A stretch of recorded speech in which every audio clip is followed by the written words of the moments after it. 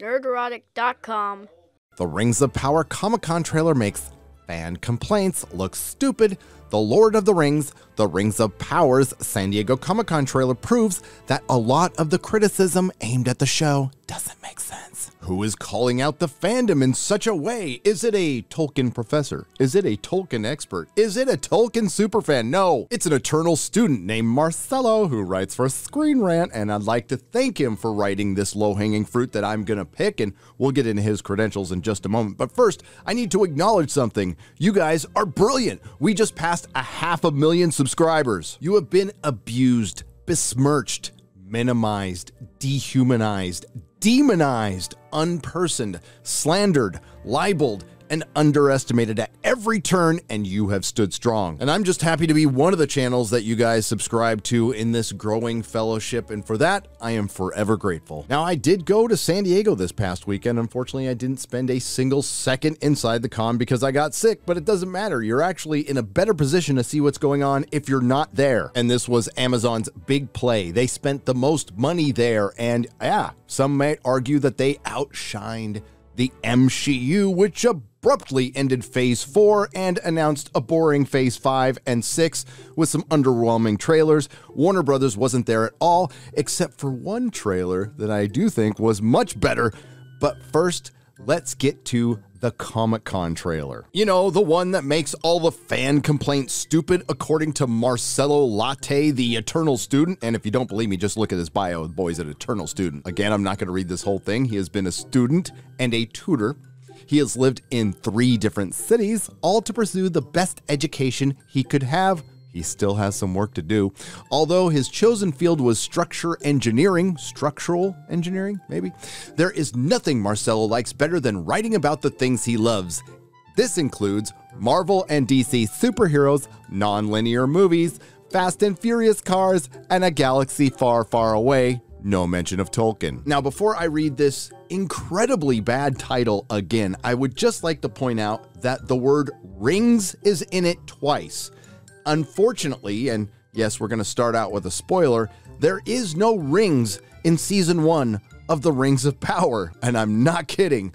The Lord of the Rings, The Rings of Power Comic-Con trailer offers audiences the best look at Prime Video's Lord of the Rings show, and it proves how unjustified a lot of the criticism aimed at the upcoming series really is. Less than 2 days after The Rings of Power's first official teaser was released, a new trailer, which is essentially a teaser because it doesn't tell us anything, was released at the San Diego Comic-Con, revealing new locations, characters, and potential storylines for Prime Video's Middle-earth show. Does it actually name any of these places, name any of these characters, tell you about situations or events? We'll find out.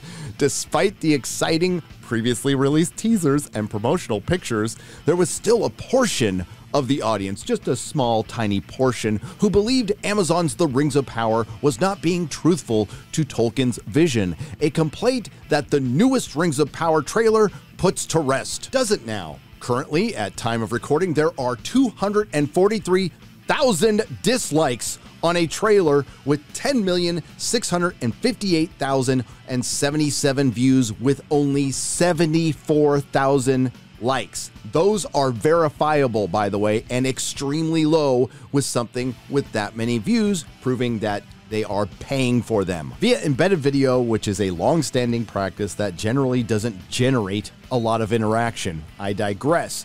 He then goes into Peter Jackson's Lord of the Rings trilogy, trying to pick that apart, and the unfortunate Hobbit that is fortunately going to look a lot better after The Rings of Power. So we'll skip that entire paragraph because those arguments are stupid and get to the next stupid argument. Given how far back in the timeline The Rings of Power takes place compared to Frodo's story, it makes sense for the Prime Video show to look relatively different from Lord of the Rings and the Hobbit movies. However, that did not stop a portion of the audience from criticizing The Rings of Power as not being faithful to Tolkien's novels, because it isn't, and I'm still waiting for you to prove us wrong on that.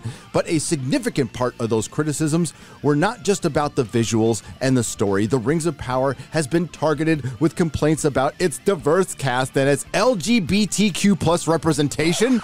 What? No one has brought that up at all, except you, pulling it out of your ass, often masked as remarks about the show not being faithful to Tolkien's books. Well, to begin with, if there was LGBTQ plus representation in the show, it would be going directly against Tolkien's books because there was none. We'll get back to that. While no production should have to respond or pander to such criticism, the newest The Rings of Power trailer shows that when it comes to recapturing the magic of Middle-earth, Peter Jackson adapted the Amazon series has absolutely nailed its mission. So we're 3 paragraphs in, and the author of this article has yet to show a single shred of proof that shows that the fan complaints look stupid. He's got about 1.5 more paragraphs to prove his point. I'm rooting for you, Marcel. Whatever actual criticisms audiences may have about the Rings of Power not looking or feeling like part of the Lord of the Rings world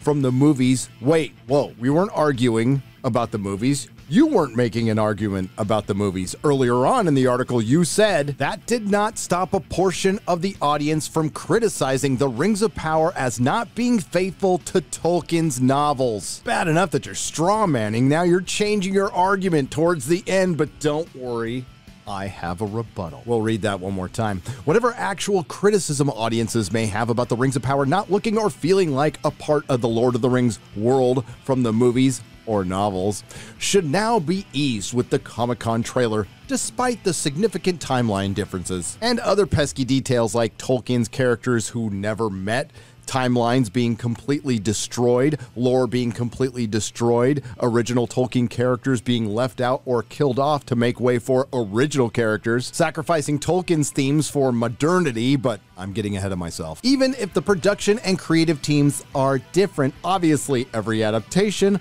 will have its own tone and aesthetic, but this isn't really an adaptation anymore, it's inspired by Tolkien. But there is nothing suggesting that The Rings of Power doesn't have the potential to be both a great show and a great Lord of the Rings adaptation, except for every single thing Amazon has shown us. Okay, you've had your turn, now it's mine. Once again, what Amazon is saying they released at San Diego Comic-Con was a trailer that I would argue is a teaser with a lot of repeated footage, but we did learn a lot, including Galadriel is a hell of a helmet stacker. The fan complaints have been very consistent. Amazon hasn't been consistent with Tolkien. They haven't been respecting the lore. Again, there are original characters all over this trailer. That's what the focus is on outside of Galadriel with the, and I hate to say this, legacy Tolkien characters. Galadriel and Miriel never met. Galadriel never went to Numenor, but here they are. But it doesn't end there, and this is where I have to admit to Marcelo and all of you that I know something that he doesn't. What happens in the series, and Miriel and Galadriel team up together to go on a Thelma and Louise adventure to hunt orc. A good part of Galadriel's journey in season 1 is a complete fabrication. It will be, at very best, loosely based on some events that might be juggled a little bit that you won't recognize at all from anything Tolkien. But the trailer tells us next to nothing other than giving us lines like this. You have been told many lies of Middle-earth. And then there's this guy who many have called Eminem or Goat Boy, but one thing he isn't is Sauron. And again, there is no Celeborn because he's dead. No mention of Círdan that I know of just yet, and there will be no Anatar, the Lord of Gifts. Sauron is in the series. You find out who it is at the end, and it's a complete fabrication. So once again, Tolkien fans completely dominate the trillion-dollar company Amazon, especially after they spent millions at Comic-Con, but it doesn't end there. We finally get to hear from the showrunners. Credit to owned and operated by Pfizer's Stephen Colbert for asking this question. Why do some elves have short hair? Patrick. Now before the showrunners answer, will they A, go to the lore, maybe reference a Tolkien letter or something from the appendices, or B, will they be frustrated and make up a bullshit answer? Elves, like any race of many, many beings, don't all look the same all the time, especially not over thousands of years, and in the books, it sure felt like that's what Tolkien was saying too, so that's what we did. So we not only have the Sylvan barbershop with Don Lemon, we have Salon Eregion, with the silver hand Celebrimbor, who's making Middle-earth silky smooth. Why is there a Hobbit story in the Second Age, JD? Because well, it's actually not technically a Hobbit story, it's a Harfoot story. Again, Harfoots are one of the 3 breeds of hobbits. Fallowhides, Stores, Harfoots. And so Tolkien doesn't say anything about Harfoots not having done anything amazing in the Second Age. He says that hobbits before the Third Age didn't do anything impressive. So we felt we had license there to go ahead and tell a good Harfoot story. That statement can be applied to this entire series. Tolkien never specifically said that Galadriel and Miriel don't scissor. Just as fans and as viewers and lovers of Middle-earth and Tolkien, we didn't want to do like a side thing or a spin-off or like the origin story of something else. Like we wanted to find a huge Tolkienian mega epic. And Amazon were wonderfully crazy enough to say, yes, let's do that. And the guys like, no BS, they have let us make the show we want to make. No, actually, I'm going to call bullshit. Somehow I doubt that Amazon gave a billion-dollar franchise to inexperienced showrunners who aren't willing to do whatever Amazon wants, including a setup to any future remakes of The Hobbit and Lord of the Rings.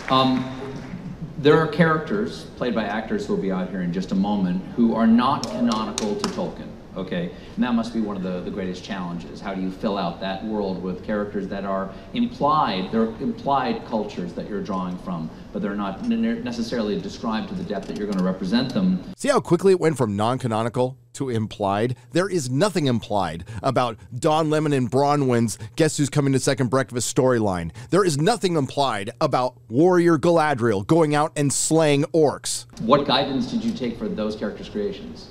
Well, so we had the privilege of working with Tolkien scholars like Tom Shippey. How dare you bring up the name of Tom Shippey, the man you unceremoniously fired? 1, always back to Tolkien, and 2, when Tolkien was silent, we tried to invent in as Tolkienian a way as possible.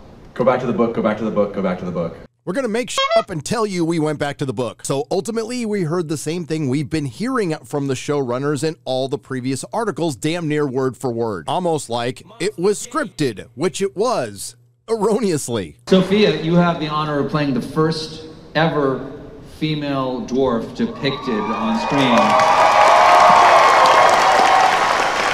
Disa, the first female dwarf that we have ever seen on any screen. I cannot tell you what a thrill it was to see you up on the screen as the first female dwarf depicted from this world. I mean, how amazing is that? It's a miracle, both personally and career-wise. You know, she is the first female dwarf that we have ever seen on screen. Wrong. And so to be attached to Tolkien's works in presenting that revolutionary television moment is an honor to host. She's not the first female dwarf to ever appear on screen. She's not the first female dwarf to appear in something adapted from Tolkien. And she is most definitely not the first female black dwarf in Tolkien, because this is not a work of Tolkien. I digress. And now a small smorgasbord of adult pretender gobbledygook. But exactly where we find them is the beginning of potential polarization between a sort of a nationalistic view and a much more loyalty to the elven side of their nature. As far as the schism in Numenor goes, I don't think nationalism is a very good description of the King's Men who fell into decadence, narcissism, who turned their backs on the Valar, or God. It sounds a lot more like Hollywood. And what I love about the writers on this show is that they have given every woman on the show, every female character, such agency. We don't serve the men around us. We have a storyline in our own right. Oh, look, another female empowerment story where we're empowering women by having them act like men. It's so great to be able to have so many faces now to extend the accessibility for people like me to see themselves staring back at them in such a huge franchise. She wants to subvert Harfoot tradition. Down with the patriarchy. Agency, accessibility, subvert. All keywords that really mean red flag. I mean, would it kill somebody to just make a story about men and women working together? Kind of an egalitarian thing. You don't have to degrade one for the other. like once. Apparently that is too difficult now. In Amazon's defense, this thing has been in production for a long time, and we live in a different world, and they know they have a giant piece of shit, and there's not much they can do except sit back and watch the ratio of power. I mean, every trailer, every clip, even if it's uploaded on another channel, is getting destroyed. Bottom line, Amazon's been lying their asses off. They know it. You know it. The rest of the Tolkien fandom knows it. And come September 2nd, the anniversary of Professor Tolkien's death, everyone's going to know it. If you like what you heard, please like, share, and subscribe. If you didn't like what you heard, I thank you for listening this long. I will see you in the next video. Nerdrotic.com. Cast it into the fire!